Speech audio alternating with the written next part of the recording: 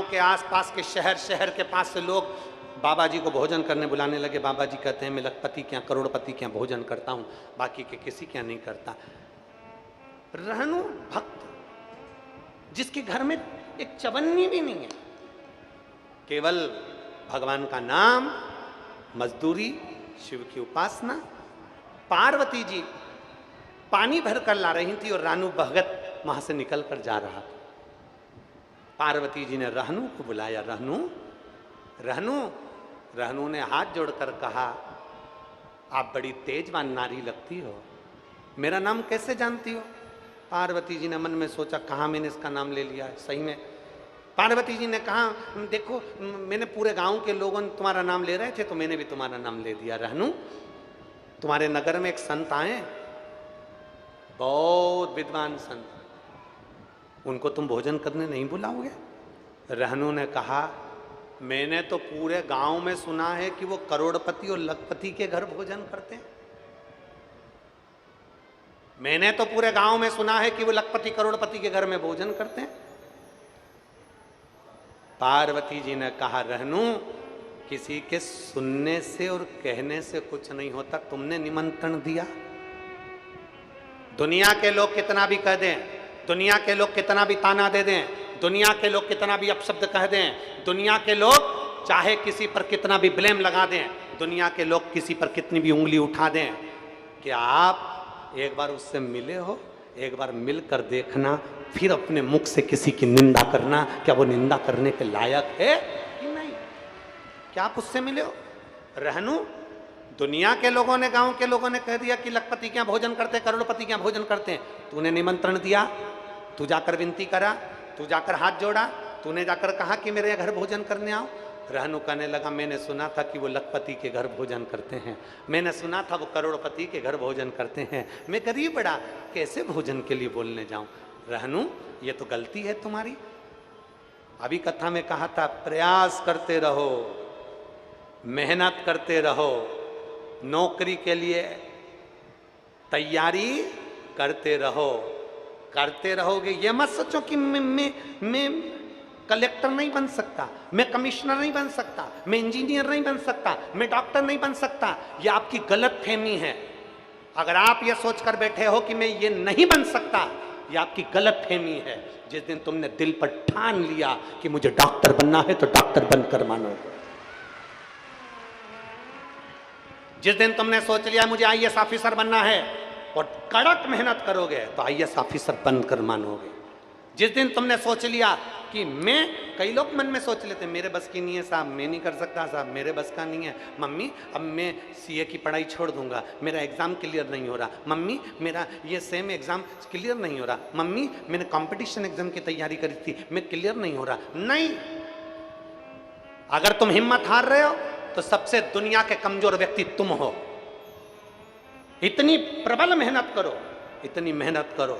और मम्मी कहे बेटा मैंने तुझे सीए की पढ़ाई दिलाई, एक बार तू पास नहीं हुआ, मन मत, मम्मी तो चिंता मत कर, सीओर वाला महाराज कहता है शंकर पर भरोसा करना और खूब मेहनत करना, सीए तो मैं क्लियर कर कर मानूंगा, सीए की पढ़ाई तो मैं क्लियर करूंगा, आईएएस ऑफिसर की पढ़ाई में क्लियर करूंगा। अंदर से जब लगन उत्पन्न होती है, अंदर से जब तुम्हारे भीतर विल पावर उत्पन्न होता है तो तुम आगे बढ़ते ही हो।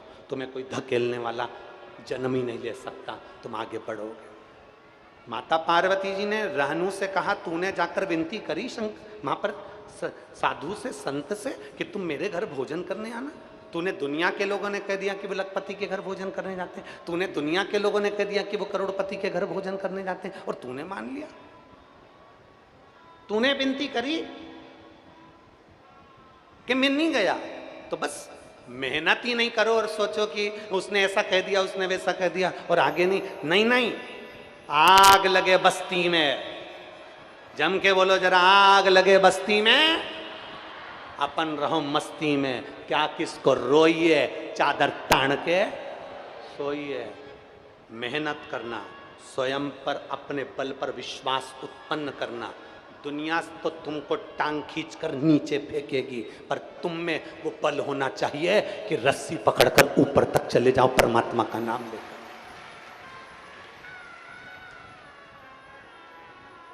नीचे नहीं। बोल बम का नारा है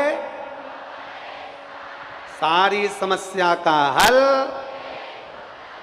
कोई लेट बनता है, कोई जल्दी बनता है, शिव को जल चढ़ाने वाला एक दिन सेठ जरूर बनता है। वो शिव तत्व की प्राप्ति हो। घबराना नहीं है, डरना नहीं है, हारना नहीं है। कई बेटियां कह देती हैं मेरी सास बुरी, मेरा परिवार बुरा, मुझे बहुत तकलीफ है, मैं बहुत टेंशन में चल रही हूं, पापा मुझे तलाक दिला दो। नहीं बेटा, भारत की भूमि पर अदालत में सबसे ज्यादा केस केवल तलाक के हैं। भारत की भूमि पर अदालत में सबसे ज्यादा केस तलाक के हैं। नहीं बेटा, शुरू शुरू में थोड़ा सा संघर्ष रहता है। तुम अपने पिता के घर से जाती हो, अच्छा घर अच्छा परिवार छोड़कर जाती हो, तुमने अभी तक भार अपने सिर पर नहीं लिया ना, तो थोड़ा चिंता हो सकती है, टेंशन हो सकता है। पर मेरी बेटियों से निवेदन है, घबराना नहीं। 1-2 साल में ये निर्णय पर मत पहुंचना कि मुझे तलाक चाहिए, 2-3 साल में ये निर्णय पर मत पहुंचना कि मुझे तलाक चाहिए। नहीं, घबराने की जरूरत नहीं है। तलाक ले भी लोगी और दूसरी जगह शादी कर लोगी, और मालूम पड़े जितना दुख आज है उससे 4 गुना दुख ज्यादा वहां मिला, तो क्या करोगी? फिर किससे कहोगी? फिर दुनिया के लोग कुछ कहेंगे। इससे अच्छा है जो घर मिला है उसको थोड़ा संभालने का प्रयास करो, उसको थोड़ा संजोने का प्रयास करो, उसको संभाल कर चलने का प्रयास करो। तलाक की नहीं, अपने घर को बनाने का प्रयास करो, अपने घर को जोड़ने का प्रयास करो। दुनिया तो तुम्हें सिखाने वाले बहुत मिलेंगे। आओ, नहीं बन रही ना तलाक लो, नहीं बन रही ना घर छोड़ो, नहीं बन रही ना मायके जाकर बैठ जाओ। दुनिया तुम्हें बहुत भड़काएगी, दुनिया तुम्हें बहुत अपशब्द कहेगी, दुनिया तुमको बहुत पानी पर चढ़ाना, वो क्या कहते हैं, चने के झाड़ पर चढ़ना सिखाएगी। पर आपको नहीं सीखना, आपको तो अपने मन के मालिक बनना है, आपको अपने मन की विल पावरता मजबूत करना है। पार्वती जी ने कहा, थोड़ा धीमा करो वाले, पार्वती जी ने कहा रहनु तुमने जाकर विनती करी संत से। रहनु कहते हैं मैंने सुना है वो लखपति के घर भोजन करते हैं, मैंने सुना है वो करोड़पति के घर भोजन करते हैं।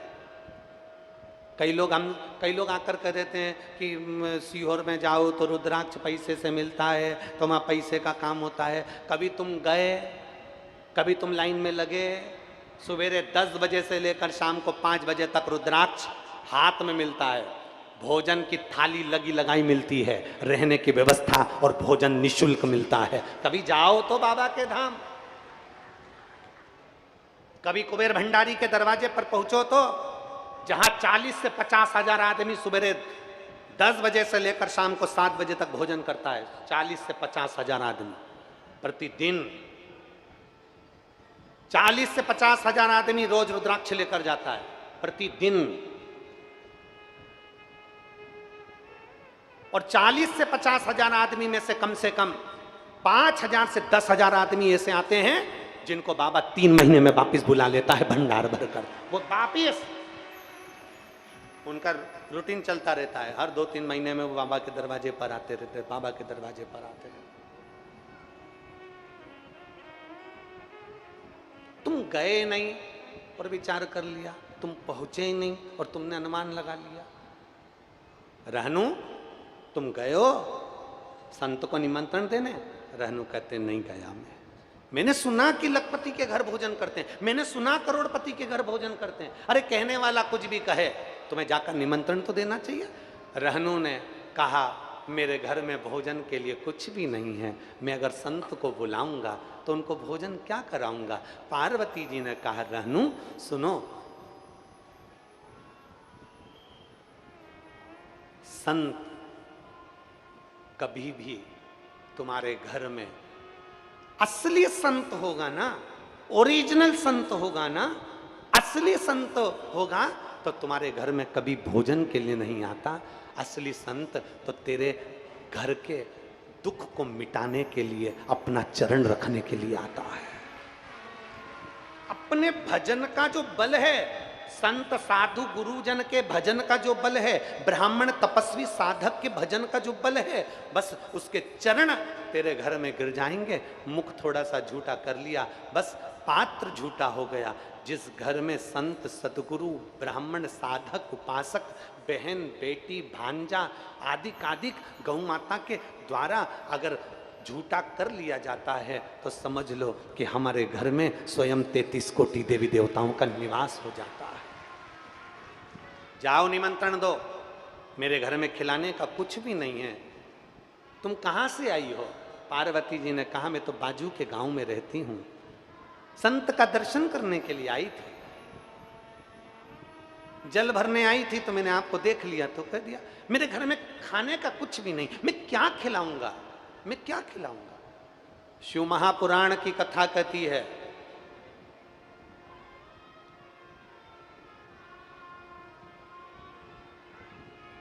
ये तो गंडई की पवित्र भूमि पर कथा चल रही है। इसके पहले जितनी कथा अमलेश्वर के पहले की जितनी कथा हो, चाहे रायपुर की हो, चाहे हाले कोसा की हो, चाहे जहाँ जहाँ की कोकड़ी आदि जहाँ जहाँ की कथाएं, आप मत जाओ मध्य प्रदेश, आप मत जाओ राजस्थान, आप तो आपके छत्तीसगढ़ की कथा देखिए कि जहाँ जहाँ कथा करी, कथा होने के बाद भोजन भंडारे में जाकर देखना कि जितना खान भोजन 7 दिन में करा दिया जाता है, 7 दिन का भोजन भोलेनाथ और भंडार भर कर रखते हैं।